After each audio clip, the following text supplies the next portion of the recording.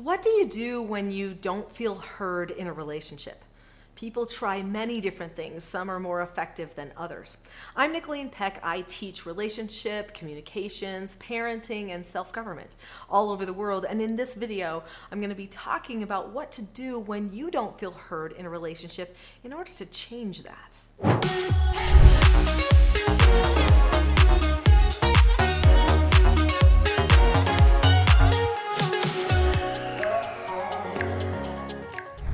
In this video, I'm going to be sharing with you some key strategies that you can use to bond with another person that you feel like is maybe putting you off or not caring about what you have to say. Some of these things might be easier than you think.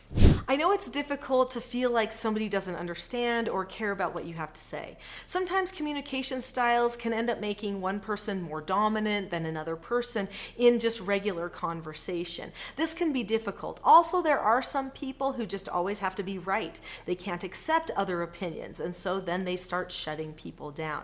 That can be hard, but one thing you've got to do is make sure that when that feeling comes that you are not heard in that relationship, that you do not go to a negative thought process inside your own head.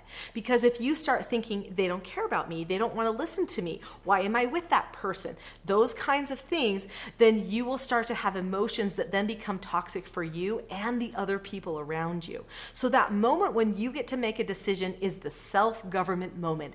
That is the moment when you get to decide what you are going to do with that feeling. It is true that the feeling hurts no matter why it happened, but that doesn't mean that we need to make it painful and to debilitate us for the rest of the day or however long it might be in that relationship. We need to think in terms of being productive. So we've got to put other thoughts into our head like, you know what, maybe this person does not know how to accept other ideas. Or maybe this person doesn't know I have something else to say. Maybe they're not catching the cues that I'm sending them, and I need to have a more deliberate conversation with them. So if we think in terms of giving someone the benefit of the doubt, then usually we start coming to a more productive thought pattern. This doesn't mean we should be walked on or mistreated in our relationships, but usually just human tendencies end up offending us, and then we take it wrongly, and it creates even more of a problem. We don't want to have that problem forever.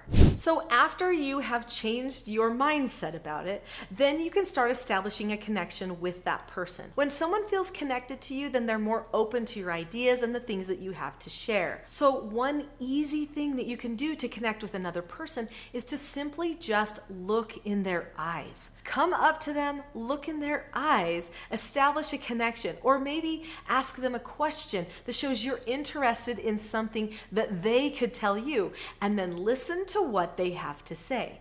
If you spend time listening to what another person has to say, then sometimes they will reciprocate that for you. Now, everyone loves talking about themselves. That's just a human flaw that we all have, but luckily it helps us know each other a little bit better. And some people don't ever go to the courtesy side of things, which is to ask you a question. So you might even have to say, do you want to know something about me or about this? Or I've had a thought about this. Do you want to hear it? At that point, if they say yes, they give you an affirmation right after they're looking into your eyes, then they probably will hold on and listen to what you have to say. There are so many videos on this channel about relationships, strengthening relationships, communicating, and there will be so many more to come. Click that bell so that you find out when important videos just like this one are available, so that you don't have to miss the ones that you need to strengthen your relationships. So we've established a connection. Okay, and that's really the first most important thing that you can do.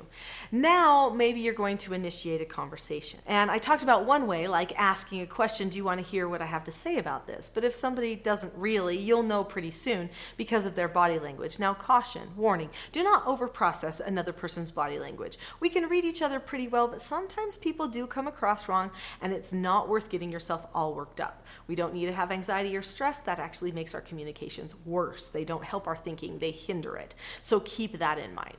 So what you need to do is either ask a question like that, or you say to the person, hey, is there a time that we could have a special talk? Because I'd really love to talk to you about something I've been thinking about that I think affects the both of us. And so set the time up so that the person comes in ready. And you might even want to say also, hey, listen, this isn't a big problem. What I'm going to talk to you about isn't a problem. I just want to make sure we're on the same page about something, and I didn't want to throw it at you. I wanted you to get ready to be able to hear me so that we can definitely have a productive conversation. So then they know you're giving them a courtesy that they can hear you. Now, they could be the type of person that takes offense and says, well, what do you mean? Like, you think I won't hear you? Okay.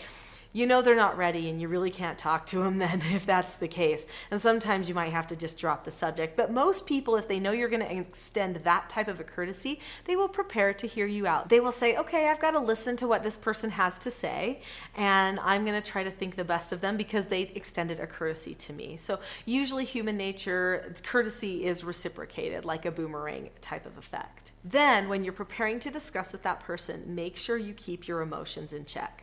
Nothing ruins a good conversation and getting understood more than emotions, because emotions start manipulating the other person. Even if you're not trying to manipulate them, they feel manipulated, like you're trying to coerce them. So even though you can't hold off maybe every single emotion you had, and you shouldn't try to stuff your emotions, but just make sure that good communication happens in a way that's more direct and more calm. So work on your calmness. Hopefully your calmness is something that you can rely on to help you get the truth across to that other person.